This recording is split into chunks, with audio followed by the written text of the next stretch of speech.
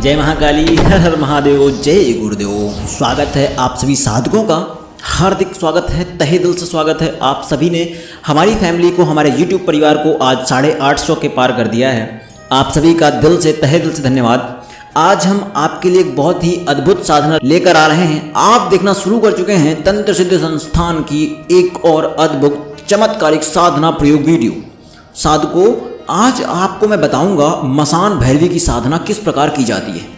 तंत्र की अधिष्ठात्री देवी, मसान की अधिष्ठात्री देवी, शमशान देवी माता भैरवी की साधना किस प्रकार की जाती है। आज उसके सारे मंत्र, तंत्र, नियम, सावधानियां, विधि, विधान आदि सभी प्रकार की जो जानकारी मेरे पास है, मैंने गुरु से अर्जित की है, मैंने हमारे बड़े बड़े साधकों से अर्जित की है, मैंने हमारे गुरुओं से अर्जित की है, वो मैं आप तक पहुंचाऊंगा। आपसे अनुरोध है वीडियो को पूरा देखिएगा। अगर आप बीच में छोड़ते हैं तो आप बहुत कुछ मिस कर देते हैं। तो चलिए अब आपको पूरा बताना शुरू करता हूँ। देखिए साधकों, मसान भैरवी की साधना जो करना चाहते हैं, जो सिद्ध करना चाहते हैं मसान माता भैरवी को, तो उनको पहले एक चेतावनी देना आवश्यक है। मैं साधना विधि विधान के लिए आगे बढ़ूं, आपको सब बताऊं, उससे पहले आपको एक चेतावनी देना चाहता हूं। अगर क्षमता हो इस साधना के हाथ डालने की, अगर क्षमता हो इस साधना को करने की, तभी हाथ डालिएगा। अगर क्षमता नहीं है, जो नए मुल्ले हैं ना, जो ज़्यादा प्याज पे चिल्लाते हैं, जो नए साधक है ना, वो ऐसी साधना मत करिएगा। आपके लिए बहुत खतरनाक हो सकता है। थोड़ा खतरनाक नहीं है, जान सब कुछ समाप्त कर सकते हैं आप। देखिए, अगर क्षमता नहीं है तो आपके लिए 3 मंत्र बता दूं मैं। ओम नमो भगवते वासुदेवाय, इसका जप करिए, निरंतर जप करिए। श्रीमन नारायण नारायण हरे हरे, वो भगवान सौम्य है, सहज है, करता धरता है, आपका भला करें। या तो हरे कृष्ण हरे कृष्ण हरे कृष्ण हरे हरे, हरे राम हरे राम हरे राम हरे हरे, इन मंत्रों का उच्चारण कीजिए और बढ़िया जीवन अपना चलाइए। क्योंकि अगर आप साधना के अंदर आ रहे हैं तो साधना का मार्ग बहुत कठिन है। आपको बताने की जरूरत नहीं है कि कितना कठिन है यह क्षेत्र। और फिर मसान साधना, और फिर माता मसान की भैरवी साधना, ओह बहुत कठिन है ये। तो साधकों, अगर क्षमता हो तभी कीजिएगा। और हाँ, अगर सुनना शुरू कर चुके हो, अगर आपको लगता है आप कर सकते हैं, तो पूरी सुनिएगा वीडियो ध्यान से। कुछ भी मिस करना मतलब आप अपने प्राणों को हाथ में लिए टहल रहे हैं। तो सबसे पहले मैं आपको बताना चाहता हूँ कि आप जिस भी शहर में रह रहे हो, ठीक है, सबसे बड़ी चुनौती पहले यही है कि आप जिस भी शहर में रह रहे हो, जहाँ भी रहते हो, जिस जो स्थान हो, जो शहर हो, जो घर हो, उसके आसपास आपको ढूंढना है एक वीरान शमशान क्षेत्र खोजना पड़ेगा, जहां लोग तभी आते जाते हों जब किसी का अंतिम संस्कार होता हो, देह त्याग हुआ हो, अन्यथा वह स्थान खाली रहता हो। अगर ऐसा स्थान मिल जाए तो बहुत ही उत्तम है। नदी का किनारा हो, वह भी शमशान क्षेत्र कहलाता है।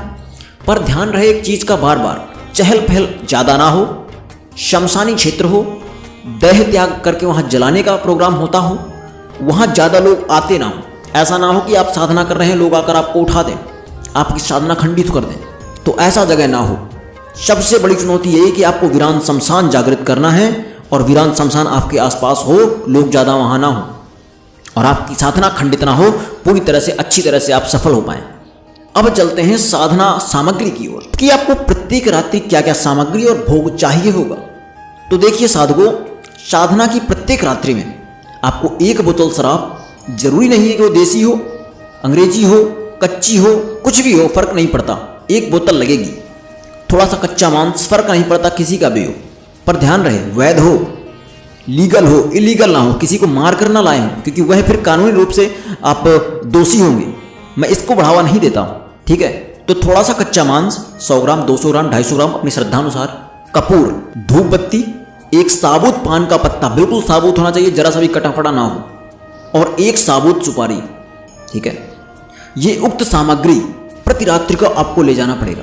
प्रति रात्रि की सामग्री है ये, आपको प्रति रात्रि ले जाना पड़ेगा। शमशान आपने खोज लिया, सामग्री आपको बता दी। अब आपको शमशान साधना जिस दिन से आप शुरू कर रहे हो, फर्क नहीं पड़ता आप किस दिन शुरू करें। अमावस्या करते तो बहुत अच्छी बात, पूर्णिमा करते बहुत अच्छी बात, ग्रहण रात्रि करते बहुत अच्छी बात, नवरात्रि रात्रि कर रहे हैं बहुत अच्छी बात, फर्क नहीं पड़ता, आप किसी भी दिन शुरू कर सकते हैं, ठीक है। आपको साधना शुरू करने के 1 दिन पहले वहां जाकर एक ऐसा स्थान खोजना है शमशान में, जहां आप प्रतिदिन बैठकर साधना कर सकें। ध्यान रहे स्थान ऐसा हो कि लोग उसको क्षतिग्रस्त ना पहुंचा पाएं, या आपको स्थान चेंज नहीं करना है, ठीक है। आपने जाकर खोज लिया, अब आप साधना के लिए बैठ गए और एक और ध्यान रखना है कि साधना, प्रति रात की साधना पूर्ण होने से पूर्व आंधी आए, तूफान आए, बारिश हो, ओले गिरे, कुछ भी हो, भूकंप आए, आपको उठना नहीं है, साधना रत रहना है। मात्र 40 से 45 दिन की यह साधना, कुछ लोगों को 1 महीने में अघोर साधना यह सिद्ध हो जाती है।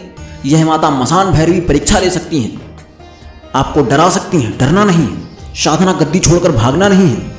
अडिग विश्वास, मजबूत हृदय और माता के ऊपर असीम श्रद्धा दिखाते हुए करना है साधना को। मग्न रहना है साधना में बस।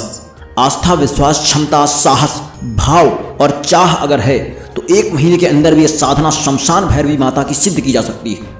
वो बोलते हैं ना, जहां चाह वहीं राह। ऐसा ही विश्वास अगर आपके अंदर है, ऐसा अडिग विश्वास कि मसान अघोर साधक के ऊपर ऐसा हो कि मतलब चाहे मर ही क्यों ना जाएं पर साधना करके जाऊंगा, इतना अडिग विश्वास अगर आपके अंदर है तो शमशान माता भैरवी आपके सामने खड़ी मिलेंगी, आपको सिद्ध देकर जाएंगी। मतलब आत्मा प्राणों से भी अधिक प्यारी होनी चाहिए आपको सिद्धि, तभी आप सिद्ध कर पाएंगे। मैं किस लिए मैंने शुरुआत नहीं बोला था कि अगर क्षमता हो तभी सुनिएगा, अन्यथा मत सुनिएगा। क्षमता हो तभी हाथ डालिएगा इस साधना में, वरना मत करिएगा। अब साधकों साधिकाओं करने की क्रिया क्या होगी, हम उसकी तरफ बढ़ते हैं। देखिए, पान का पत्ता आपको मुंह में रखना है, सुपारी अंदर रखनी है, मुंह के अंदर ही। सामग्री अपने सामने सजानी है। अब मंत्रोच्चारण करना है। सामग्री सामने लगाकर मसान भैरवी का ध्यान करना है, भोग लगाना है, अग्नि प्रज्वलित करनी है और चारों तरफ हल्की हल्की शराब छिड़क दें। पूरी फैलाए मत, हल्की हल्की छिड़क दें। फिर मंत्रोच्चारण करना है। मंत्र का उच्चारण इतनी तीव्रता से होना चाहिए कि मंत्र किसी को पूर्ण रूप से सुनाई ना दे। अति तीव्रता से हो, अत्यधिक तीव्रता से होना चाहिए। मंत्र जब आप पढ़ोगे ना तो 100 से अधिक बार आपको पढ़ना है, 300 से कम पढ़ना है। प्रत्येक रात्रि आपको मंत्र की तीव्रता बहुत तेज रखनी है, जितना हो सके आपसे, और 100 से अधिक बार और 300 से कम बार पढ़ना है। निश्चित है आप जब मंत्र को इतनी तेजी से पढ़ेंगे ना तो आपकी जीवा कटेगी, आपका मुंह कटेगा, आपके मुंह के अंदर पान होगा, सुपारी होगी, मुंह छिलबिल हो जाता है। प्रत्येक रात्रि का काम है ये, और पूरा मुंह लाल होता है अंदर से। दरअसल यही है एक तांत्रिक की पहचान। यहां तक अगर आपने त्याग करने की क्षमता है तो ही आप मसान साधना करिएगा, मसान काली, मसान भैरवी की। आज मसान भैरवी की साधना बता रहा हूं। इतनी क्षमता है अगर आपके अंदर तो ही करिएगा। यही है तांत्रिक की पहचान। अब आपको मैं बता दूं मंत्र क्या है।